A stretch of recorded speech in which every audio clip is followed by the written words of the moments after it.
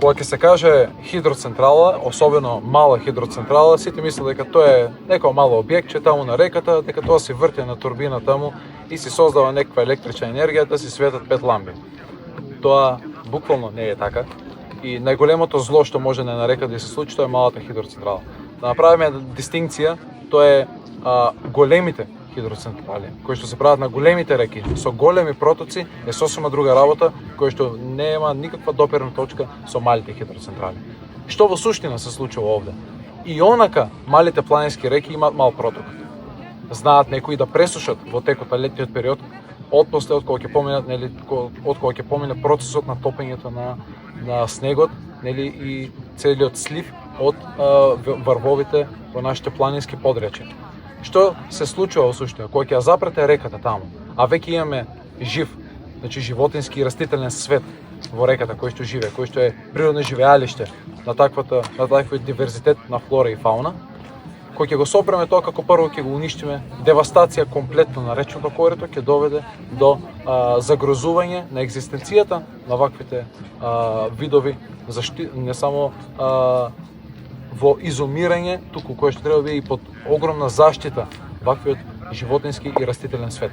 Од друга страна, да се направи 4 километри, да се стави реката во цевка, која што и онака е во мал обем нејзиното речно корито, е една огромна катастрофа. Овде имаме уште една небулоза на реката Дошница, а тоа е што долното течение е веќе во процедура да се заштити, да биде заштитено подрачје, односно целиот слив да биде заштитен, а горниот тек сега допоро треба да се уништи. Поголема небулоза, јас во последните 15 години не сум слушнал. Од друга страна, законот е така скроен во Република Македонија да до 1 мегават не е потребна студија за влијанието на врз животната средина, туку поминува само со еден човек, со едно парче хартија, тоа е елаборат. Не може во конкретниот случај еден шумарски инженер со еден лист хартија да декларира дека нема да има никакво влијание изградбата на двете хидроцентрали Папрат и Баров дол врз животната средина и врз целокупниот жив свет кој што го има на реката Дошница и на Кожев планина. Тоа е недозволиво. Едно од барањата и клучното барање е студија за влијанието, па понатаму да се продолжи со таквите некои проекти доколку тоа е некако изводливо, за нас неприфатливо. Во Република Македонија не постои баждиран апарат и соодветна институција која што може да го мери протокот на реките.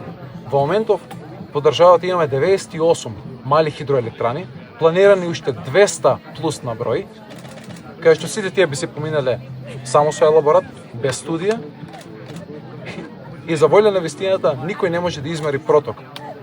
Нормално, биолошки минимум е загарантиран со закон кој што треба проектантите и инвеститорите да го оставаат во таквите реки.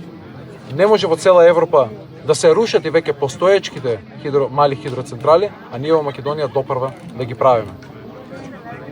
Таквата погумна политика ќе ги остави горе-долу сите ниски населени места без вода, зашто, знаете, хидрологијата е многу интересна наука, кој што некој малку што ја познава, знае дека клучната работа на планините е изворите на реките со чиста вода, кај што со подземните води доаѓаат до соодветните бунари или извори од каде што населението користи техничка вода и вода за пиење.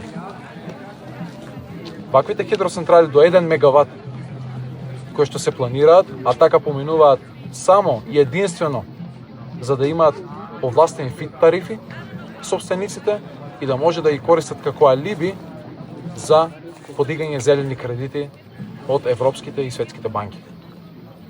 Овде, со таква една активност, ние губиме многу. Ние како луѓе, ние како жители. Прашањето е дали целта ги оправдува средствата. Што ќе се постигне освен нивниот личен профит и ние поставуваме едно прашање. Дали е ова индиректно лихварство државно? Од кај што 30 години со договор им е загарантиран откупот на електрична енергија. И тоа, ако во моментов 1 мегават час чини 40 евра, да нив им биде исплатен со цени до 120 евра по мегават час. Каква ли ова политика која што има само за малите хидроцентрали? Веќе соларните панели и ветерната енергија спаѓаат под други категории, под други повластени начини и методи на тарифирање и на субвенционирање. Која е таа елита, кои се тие луѓе, која е таа мрежа подземна која што си ги стокмила законите да функционираат така за нив, а тие да профитираат од сите нас граѓаните.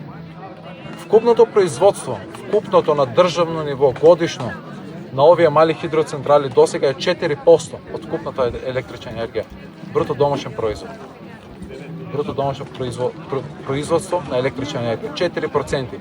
А ние граѓаните од секоја сметка за електрична енергија 6% плаќаме за субвенциите кои што ги земаат собствениците на овие хидроцентрали. Македонецот носи длабоки корени.